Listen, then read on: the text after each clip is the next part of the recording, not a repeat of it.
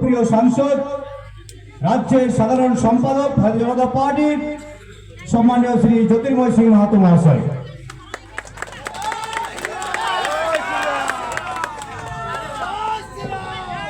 भारत माता की जय श्री राम, जय जय Shri Ram. BJP BJP BJP जिंदाबाद, नरेंद्र मोदी जिंदाबाद, नरेंद्र मोदी जिंदाबाद, बाबूलाल मरांडी जी जिंदाबाद, बाबूलाल मरांडी जिंदाबाद, सतीश चंद्र दुबे जिंदाबाद। आज के परिवर्तन यात्रा चतुर्थ दिन और ये चतुर्थ दिने আমরা দেখেছি সারা পশ্চিম বাংলা জুড়ে যেরকম পরিবর্তন যাত্রাতে ঝড় উঠেছে, সেই দার্জিলিং থেকে শুরু করে জঙ্গলমহল পর্যন্ত প্রায় আনুমানিক 6500 কিলোমিটার এই পরিবর্তন যাত্রা চলবে মাননীয় নরেন্দ্র মোদীজির নেতৃত্বে। আর এই পরিবর্তন যাত্রা আমাদের পুরুলিয়া, বাঁকুড়া, আসানসোল যে অঞ্চলে যে পরিবর্তন যাত্রা চলছে তাতে আজকে আমরা মানবাজারে এসে উপস্থিত হয়েছি। আর মানবাজারে জনসভা, আর এই জনসভাতে আমাদের মাঝে উপস্থিত আছেন আমাদের এই পবিত্র ভূমি মা শিলাবতীর চরণ তলে, মা শিলাবতীর উৎপত্তি স্থলে সম্মানীয় আমাদের ঝাড়খণ্ড রাজ্যের প্রথম মুখ্যমন্ত্রী, বর্তমানে বিরোধী দলনেতা বাবুলাল মারান্ডি জি। তাকে আমরা করতালি দিয়ে আমরা স্বাগত জানাবো। উপস্থিত আছেন ভারত সরকারের যশস্বী মন্ত্রী, সকলের এই প্রিয় শ্রদ্ধেয় সতীশ চন্দ্র দুবে জি, জেলার সম্মানীয় সভাপতি শঙ্কর মাহাতো, আমাদের রাজ্যের নেতায় পরিবর্তন যাত্রার প্রমুখ বিদ্যাসাগর চক্রবর্তী মহাশয়, আমাদের প্রাক্তন সাংসদ রাষ্ট্রীয় নেত্রী আমাদের রূপা গাঙ্গুলি দিদি, আমাদের রাষ্ট্রীয় প্রবক্তা ভারতী ঘোষ দিদি, আমাদের বিভাগের কনভেনার সম্মানীয় বিল্লেশ্বর সিং মহাশয়, রাজ্যের অন্যতম সম্পাদিকা সোনালী মুর্মু দিদি, আমাদের এসসি মোর্চার সভাপতি সুদীপ বিশ্বাস মহাশয়, আমাদের পুরুলিয়ার বিধায়ক সুদীপ মুখার্জি, আমাদের ময়নাদি সমেত জেলার সকল পদাধিকারীগণ, সামনে যারা বসেছেন মায়েরা, বোনেরা, দাদারা এবং আমার মাইকেরাও যতদূর যাচ্ছে সকলকে আমার নমস্কার, প্রণাম। আপনারা আজকে মাননীয় বাবুলাল মারান্ডি জি এবং মাননীয় সতীশ জিকে শুনবেন আপনারা, সেই জন্য আমি অতি সংক্ষেপে বলতে চাইছি পরিবর্তন কেন দরকার, পরিবর্তনের ডাক আমরা কেন দিয়েছি এবং এই পরিবর্তন যাত্রাতে মানুষের ঢল কেন নামছে। আমি গত 3 দিন আগে ঝালদা থানার একটা গ্রামে গেছিলাম, পুষ্টি অঞ্চলের কোনাডি গ্রামে। সেই গ্রামে যাওয়ার আগের দিন আমি ফোনে খবর পাই সেখানের এসসি সমাজের একটা ছেলে, মাছুয়ার পরিবারের একটা ছেলে 2012 সালে যে পুলিশের যে নিয়োগ হয়েছিল সেই পুলিশের নিয়োগে পুলিশ চাকরিতে ভর্তি হয়েছিল।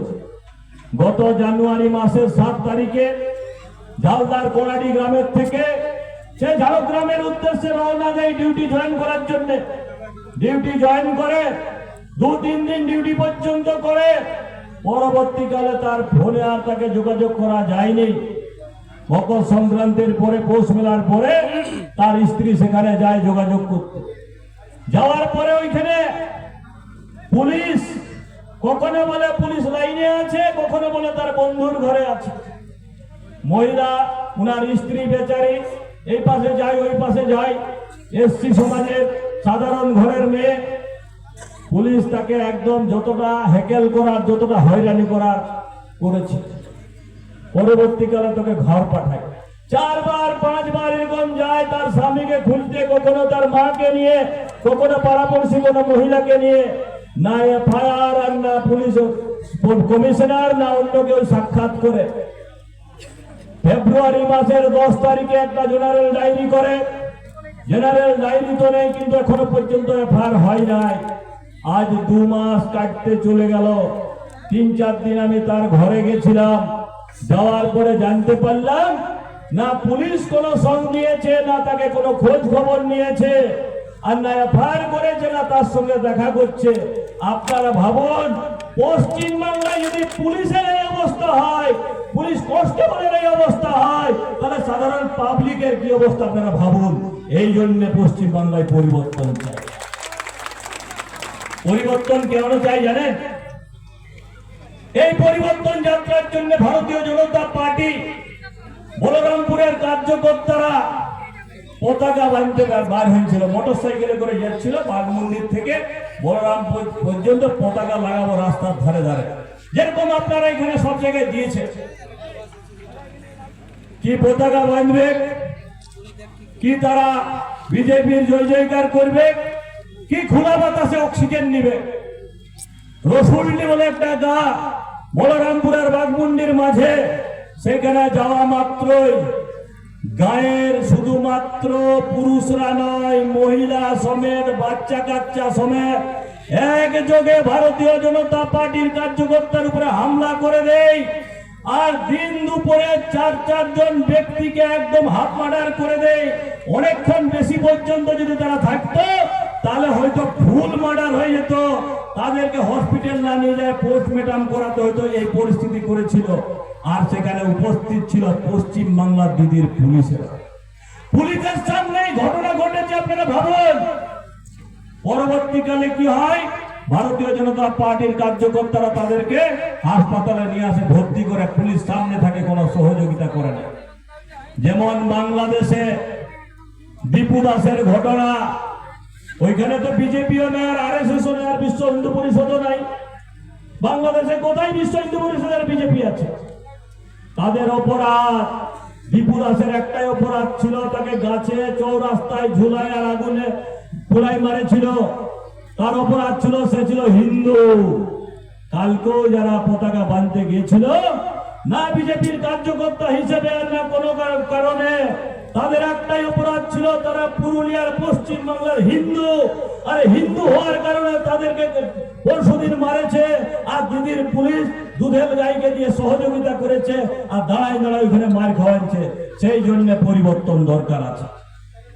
আমি সেই জন্যে আপনাদেরকে এটুকুই বলতে এসেছি, আজকে আমরা বীর শহীদ চুনারাম মাহাতো, গোবিন্দ মাহাতো যে মূর্তিতে মাল্যার্পণ করার জন্য আগের থেকে সূচনা দিয়েছিলাম, কি মানবাজারে তাদেরকে আমরা মালা দিব, সম্মান জানাবো আমাদের বীর শহীদদেরকে, তারপরে আমরা আসবো।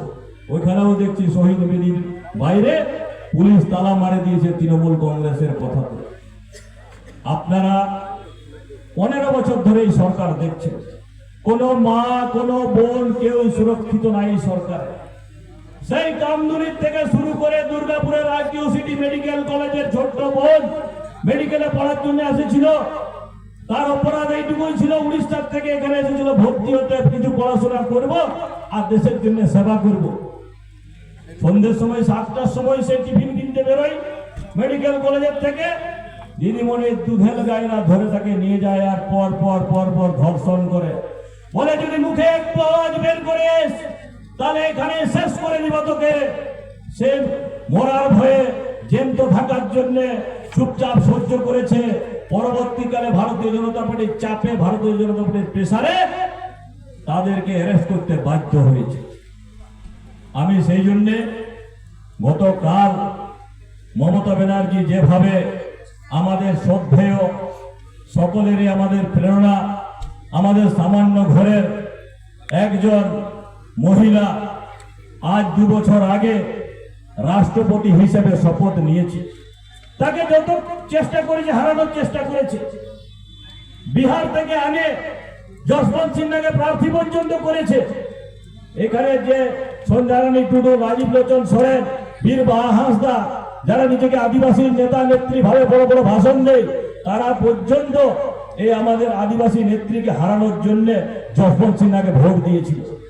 যখন অখিলগিরি উল্টো পাল্টা ভাষায় কথা বলে মাননীয় দ্রৌপদী মুর্মুর উপরে, তখন না কোনো তৃণমূলের নেতারা যারা আদিবাসীর ভোট নিয়ে বিধায়ক হয়েছে তারা কোনো বক্তব্য রাখেছে না, নিন্দা করেছে। গতকালকে ওই মমতা ব্যানার্জি, তার প্রটোকল ছিল, তার নিয়ম ছিল, মহামহিম রাষ্ট্রপতি, আমাদের দেশের যে প্রথম নাগরিক, যে প্রধান, সে এলে তাকে সম্মান জানাতে হয়, এটা প্রটোকলের মধ্যে, নিয়মের মধ্যে পড়ে। সে কি বলেছে? আমার সময় নাই, সে কি বুঝে নাই? পশ্চিমবাংলা রাজনীতি করতে আসছে এবং যত খুশি তত অপমান করেছে। এই অপমান আমরা সহ্য করবো? আপনারা বলুন, সহ্য করা উচিত কি না? সেই জন্যই পরিবর্তন দরকার।